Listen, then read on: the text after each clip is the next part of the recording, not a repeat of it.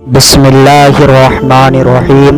السلام علیکم ورحمۃ اللہ تعالی وبرکاتہ۔ پیارے دوستو، بسم اللہ کا ترجمہ یہ ہے کہ اللہ کے نام سے شروع جو نہایت مہربان رحمت والا ہے۔ پیارے دوستو، جیسے جیسے عید کے دن نزدیک آتے ہیں، مردے کیوں روتے ہیں اور یہ کیوں دعا کرتے ہیں کہ کاش کبھی عید نہ آئے۔ عید کا دن خوشی اور خوشحالی کا دن ہوتا ہے۔ کبھی کبھی خوشحالی میں مصروف ہو کر آخرت سے غافل ہو جاتے ہیں اور قبروں کی زیارت سے آخرت یاد آتی ہے۔ اسی لیے اگر کوئی شخص عید کے دن قبر کی زیارت کرے تو مناسب ہے کہ کوئی حرج نہیں، لیکن اس کو لازم و ضروری سمجھنا درست نہیں۔ لیکن اگر کوئی شخص اس دن قبروں کی زیارت نہ کرے تو اس کو طعنہ دینا یا حقیر سمجھنا درست نہیں۔ پیارے دوستو، عید کا دن بہت خوشحالی اور خوشی کا دن ہے جو سال میں 2 مرتبہ حاصل ہوتی ہے۔ پہلی خوشی اس کی یہ ہے کہ رمضان شریف کا مبارک مہینہ آیا جس میں خدا تعالیٰ کی رحمتوں اور نعمتوں کی بارش ہوئی۔ تم جی لگا کر مہینے بھر صبح سے شام تک اپنے آپ کو بھوکے پیاسے رکھا اور رات کو یاد الہی میں گزارا۔ اس کی خوشی میں رمضان المبارک کے ختم ہوتے ہی شوال کا پہلا دن تمہارے لیے سکون اور خوشی کا دن مقرر کر دیا گیا اور اس دن کو عید الفطر کہا جاتا ہے۔ پیارے دوستو، روایت میں آتا ہے کہ جب عید الفطر کا دن آتا ہے، فرشتے راستوں پر کھڑے ہو جاتے ہیں اور آواز لگاتے ہیں، اے مسلمانوں کی جماعتوں، اپنے رب کریم کی طرف چلو، وہ تمہیں ایک اچھے کام کی توفیق دیتا ہے، پھر اس پر ثواب عظیم عطا فرماتا ہے۔ تمہیں رمضان المبارک کی راتوں میں نماز پڑھنے کا حکم دیا اور تم نے پڑھی، تمہیں دن میں روزے رکھنے کا حکم دیا، تم نے روزہ رکھا، تم نے اپنے رب کے حکم کی اطاعت کی، اب اس کا انعام حاصل کرو۔ جب نماز عید ختم ہوتی ہے تو فرشتے آواز لگاتے ہیں، خوش ہو جاؤ کہ تمہارے پروردگار عالم نے تمہاری مغفرت فرما دی، اب تم خوشی خوشی اپنے گھر کو لوٹ جاؤ۔ اسی لیے اس دن کو انعام و اکرام کا دن کہا جاتا ہے۔ اور جب نبی اکرم صلی اللہ علیہ وسلم مکہ مکرمہ سے ہجرت کر کے مدینہ منورہ پہنچے تو اہل مدینہ سال میں 2 میلے کرتے تھے۔ جب حضور اکرم صلی اللہ علیہ وسلم نے دریافت فرمایا کہ یہ کیا ہے، انہوں نے عرض کی، یا رسول اللہ صلی اللہ علیہ وسلم، زمانے جاہلیت میں ہم ان دنوں میں خوشی مناتے تھے۔ حضور اقدس صلی اللہ علیہ وسلم نے ارشاد فرمایا، خدا تعالیٰ نے ان کی بجائے ان سے بہتر دن خوشی منانے کے لیے تمہیں عطا فرمائے ہیں۔ ایک دن عید الفطر اور دوسرا عید الاضحیٰ ہے۔ عید کے دن 2 رکعت نماز واجب ہے۔ جن لوگوں پر جمعے کی نماز فرض ہے انہی پر عید کی نماز بھی واجب ہے، اور جو شرطیں جمعے کی نماز کی ہیں وہی عید کی نماز کی ہیں، مگر عیدین میں نماز کا خطبہ نماز کے بعد پڑھا جاتا ہے اور خطبہ کا پڑھنا اور سننا سنت مؤکدہ ہے۔ اور عید کی نماز کے لیے اذان اور تکبیر نہیں، بلکہ آفتاب بلند ہونے کے بعد سب مسلمان ایک جگہ جمع ہوں۔ جب سب مسلمان جمع ہو جائیں تو امام ان کو 2 رکعت نماز پڑھائے اور ہر رکعت میں 3 زائد تکبیریں کہی جائیں۔ ان زائد تکبیروں کا کہنا امام اور مقتدی دونوں پر واجب ہے۔ اس کے بعد امام منبر پر کھڑے ہو کر خطبہ پڑھے۔ بات یہ ہے کہ عید تمام جیتے جاگتے انسانوں کے لیے تو خوشی کا دن ہے، لیکن مردے یہ کیوں کہتے ہیں کہ کاش کبھی بھی عید نہ آئے۔ ہم لوگ تو عید کی خوشی منا رہے ہوتے ہیں، لیکن مردے عید آنے کا غم کیوں مناتے ہیں؟ کچھ مردے ایسے ہیں جو عید کے آنے پر بہت دکھ میں آ جاتے ہیں اور بہت مصیبت ان کے اوپر آنے والی ہوتی اور اس وجہ سے وہ لوگ بہت پریشان ہوتے ہیں۔ جب ہم لوگ ادھر ادھر شاپنگ کر رہے ہوتے ہیں، بازاروں میں گھوم رہے ہوتے، ہم لوگوں کو عید آنے کی خوشی ہوتی ہے، عید جلدی آ جائے، لیکن مردوں کو عید آنے کا دکھ ہوتا ہے۔ آپ صلی اللہ علیہ وسلم نے ارشاد فرمایا کہ اگر کوئی انسان رمضان کے مہینے میں انتقال کرتا ہے تو اس کے اوپر عذاب نہیں ہوتا ہے اور قبر میں اس سے سوال و جواب نہیں کیے جاتے ہیں، چاہے وہ کتنا بھی گناہگار بندہ کیوں نہ ہو۔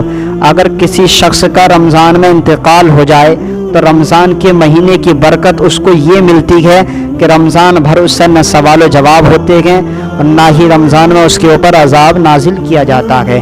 پیارے دوستو، جیسا کہ حدیث پاک کا مفہوم ہے کہ قبر کے اندر مردے کے لیے جہنم کی کھڑکی کھول دی جاتی ہے اور وہ مردہ قبر کے اندر جہنم کی تپش کو محسوس کرتا ہے، تو جو گناہگار مردے ہوتے ہیں وہ اس طرح سے جہنم کے عذاب کو اور گرمی کو قبر کے اندر محسوس کرتے ہیں۔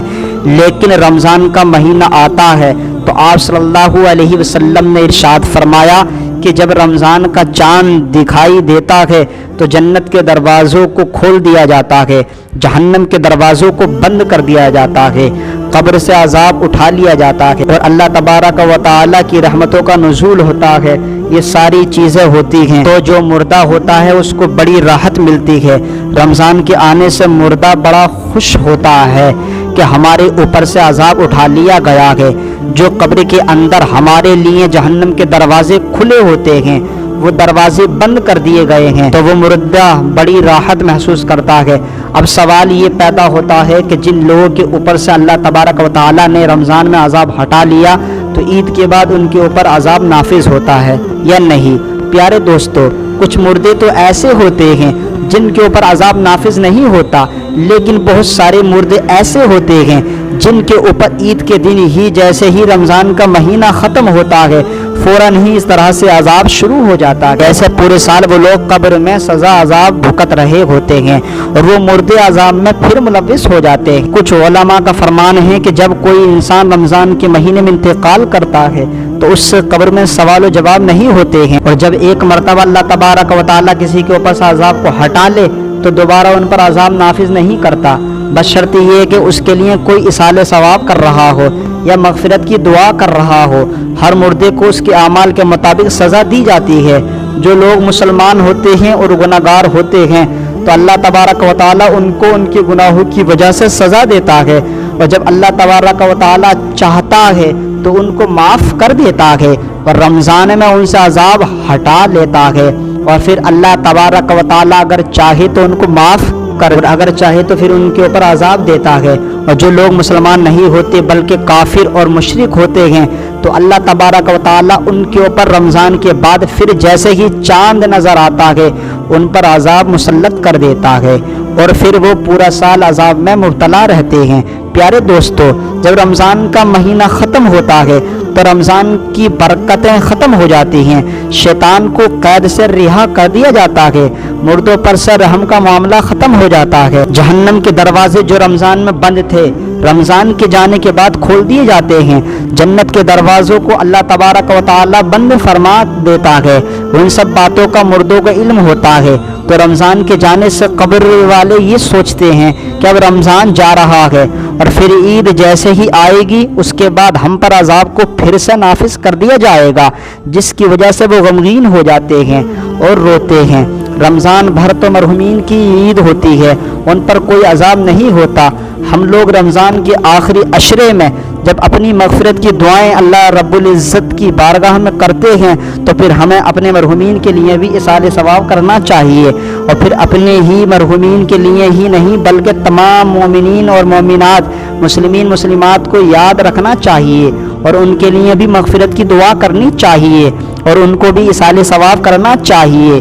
پیارے دوستو، ہم سبھی جانتے ہیں ہر وہ کام ہمیں کرنا چاہیے جو اللہ اس کے رسول صلی اللہ علیہ وسلم کو پسند ہو، یعنی کہ کچھ کام ایسے بھی ہیں جو سنت ہیں لیکن کچھ کام ایسے بھی ہیں جن کو ہمیں کرنا ضروری ہے تاکہ اس سے ہمیں زیادہ ثواب ملے۔